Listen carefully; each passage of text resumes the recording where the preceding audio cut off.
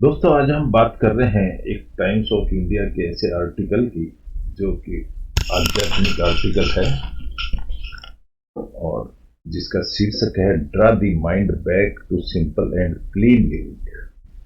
अपने दिमाग को वापस वहां ले आइए जहां सिंपल एंड क्लीन, साफ सुथरा होता है जीवन। उस जगह अपने दिमाग को वापस वहां ले आइए।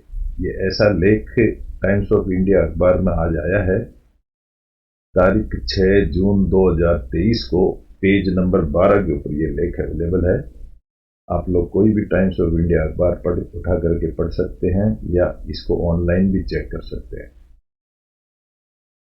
इस आर्टिकल को लिखने वाली हैं मैडम सुधामयी रघुनाथन। एक बहुत ही प्रख्यात लेडी हैं जो एक बहुत अच्छी लेखक भी हैं, ट्रांसलेटर भी हैं और ये farmer vice chancellor of university of London Rajasthan के अंदर वाइस चांसलर रही हुई हैं। इनकी बहुत सारी बुक्स हैं। दी स्पीकिंग ट्री के नाम से भी इन्होंने कई बार लेख लिखे हैं। तो इस लेख का एक छोटी सी कहानी होती है। Actually this is not a story, ये एक हमारे मानव जीवन के लिए सीख होती है। इनको हम ये भी कह सकते हैं कि हमारे पुराने जो एपिक्स हैं, बुक्स या ग्रंथ, उनका ही सारांश होता है। ये हमारे जीवन में हमको बहुत कुछ सीख देते हैं। इनसे हमें बहुत कुछ सीखने को मिलता है, गाइडलाइंस मिलती हैं, दिशा निर्दिष्ट होती है। तो एक छोटी सी कहानी होती है और हमारे पुराने ग्रंथों की कहानी में से एक है। बड़े महापुरुषों के द्वारा इनको एप्रिशिएट किया गया है। क्या है कहानी, में पढ़ के सुनाता हूँ। 5-7 मिनट लगेंगे, ध्यान से सुनिए, बड़ा आनंद आएगा इसको पढ़ने में। तो सुधामणि रघुनाथन जी ने लिखी है। कहानी क्या है देखिए। The aftermath on anguish and floods of wing while thinking of the Orissa train accident is painful. अभी अभी आपने सुना होगा कि उड़ीसा में एक ट्रेन का एक्सीडेंट हुआ है, तो उसके बड़ा दुख भरे परिणाम है उसके, उनके बारे में ऐसा लिखा गया है। अब ये दुख क्यों होते हैं, कैसे होते हैं, इसका सारांश आगे इस कहानी से पता चल रहा है। वंस, एक बार, when King Sagar was performing the अश्वमेघ यज्ञ, एक बार एक राजा था, उनका नाम था सागर। वो एक अश्वमेघ यज्ञ कर रहे थे। पुराने जमाने में यज्ञ करने का मतलब होता था कि एक घोड़ा छोड़ दिया करते थे अश्वमेघ का। उस घोड़े को कोई पकड़ लेता था, वही उस जगह का किंग बन जाता था। तो क्या हुआ, उन्होंने एक यज्ञ छोड़ा। इंद्र केम disguised as a monster and stole the sacrificial horse। Indra भगवान आए और उन्होंने उस सैक्रिफिशियल, जो धार्मिक घोड़ा था, उसको उन्होंने चुरा लिया। King Sagar sent his 60,000 sons in search of the horse। राजा ने अपने 60,000 बच्चों को भेजा उस घोड़े को सर्च करने के लिए। They did not return for a long time, लेकिन वो कई दिनों तक वापस लौट करके ही नहीं आए। So he sent his grandson Anshuman in search of his uncles. उन्होंने अपने ग्रैंड सन को भेजा, जाओ अपने अंकल्स को ढूंढ करके लाओ।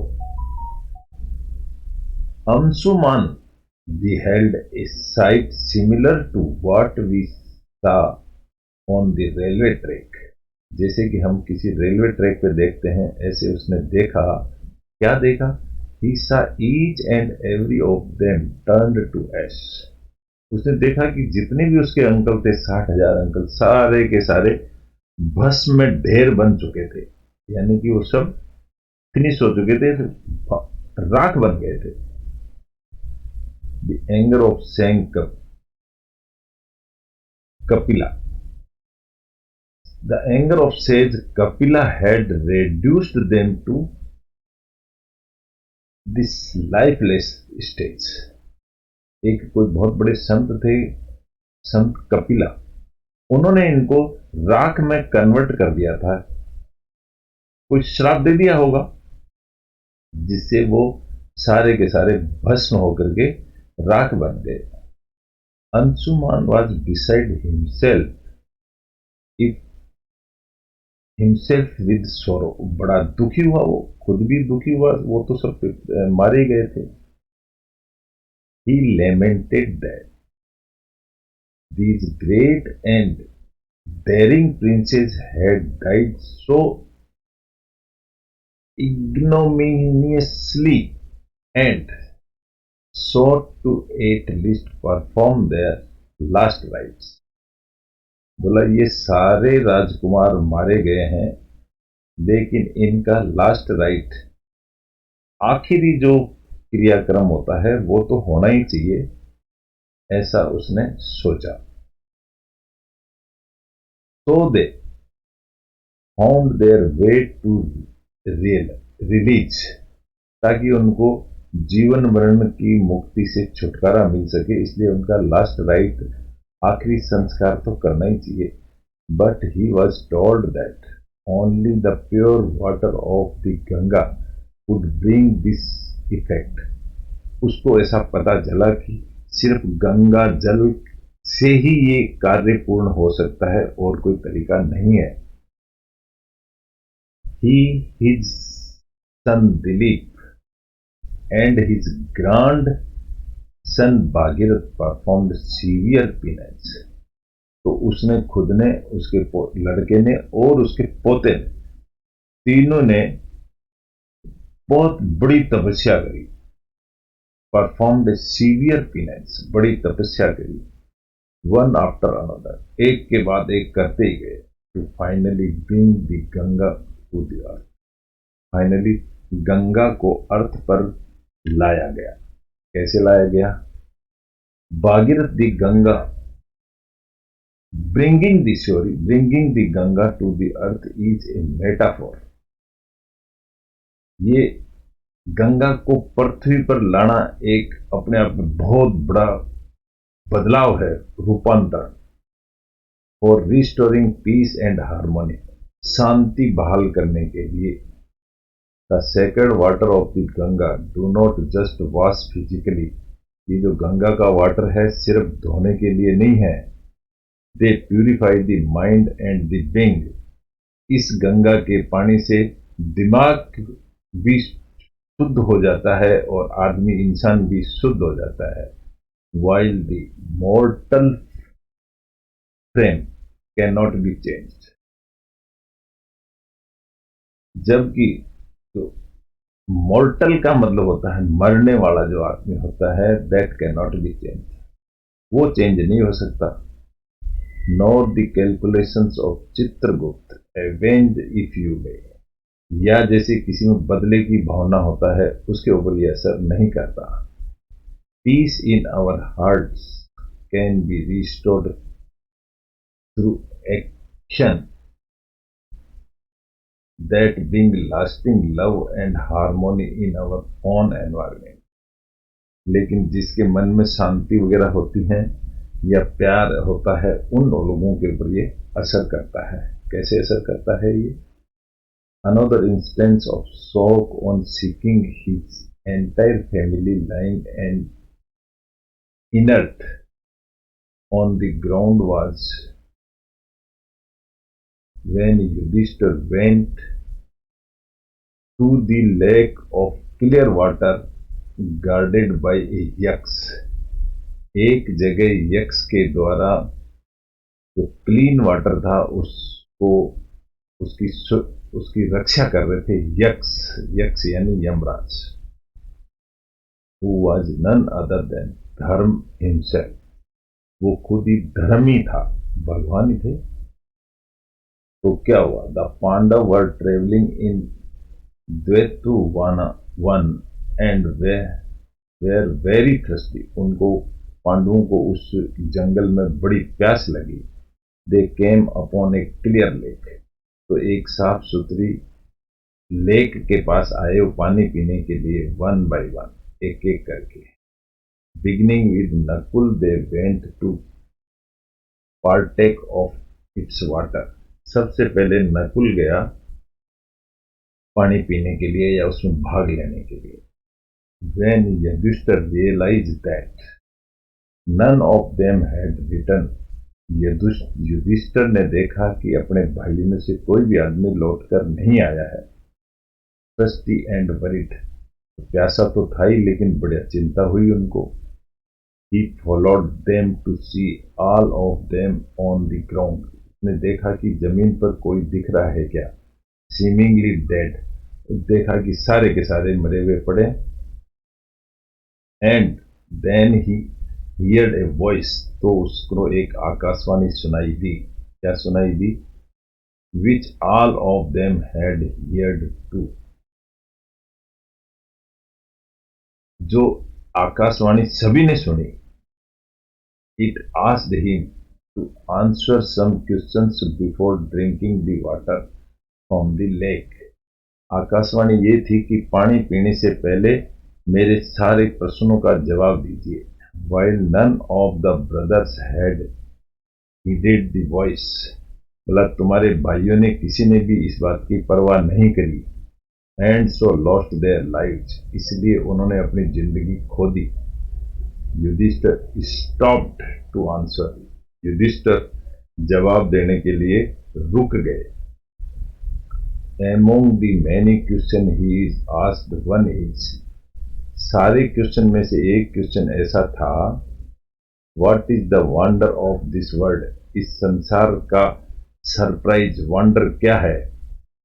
Yudhishthir answer that despite knowing the reality of death,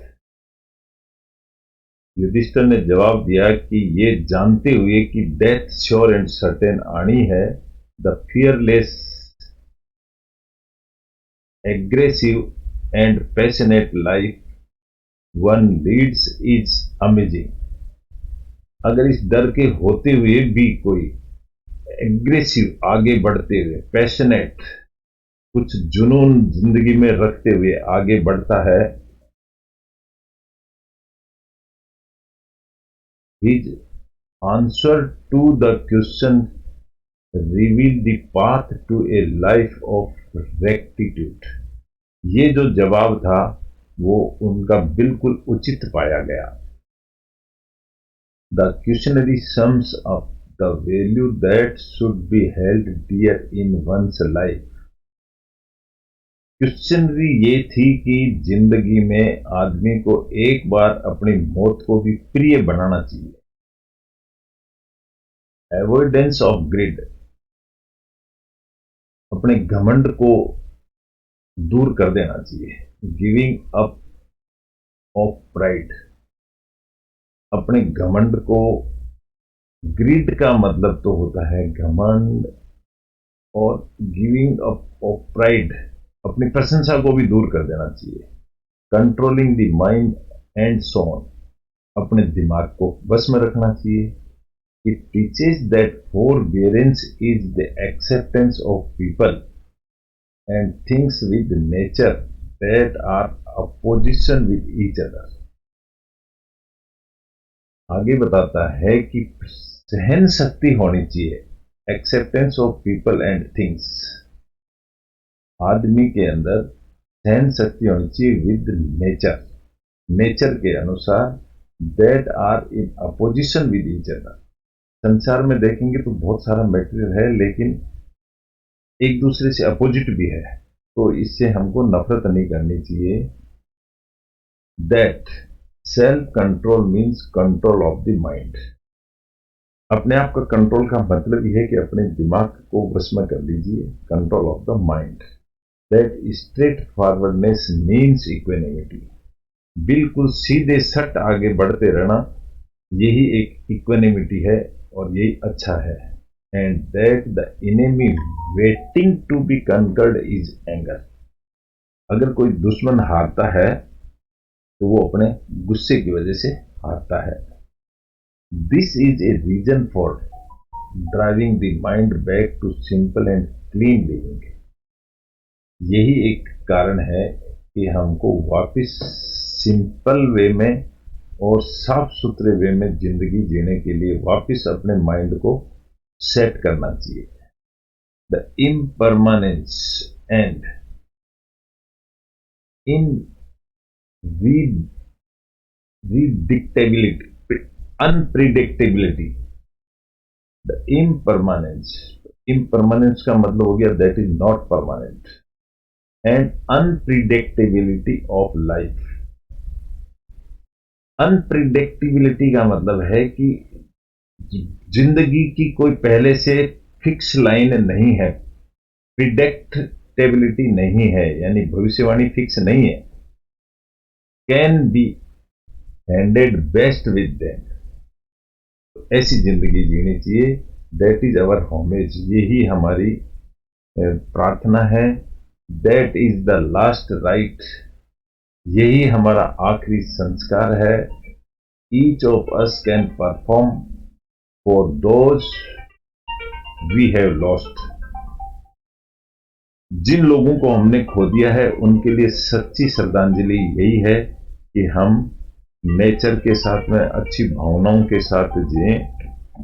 this is the सारांश ऑफ दिस कहानी, और ये स्पिरिचुअल ग्रोथ है, स्पिरिचुअल लाइन है, सेटिस्फाई, अपने आप को संतुष्ट करने वाली लाइन है। तो सभी से अनुरोध है कि इन बातों को पढ़ें, ध्यान में भी रखें, और आप लोगों ने ध्यान से सुना इसके लिए thank you very much. Thanks a lot.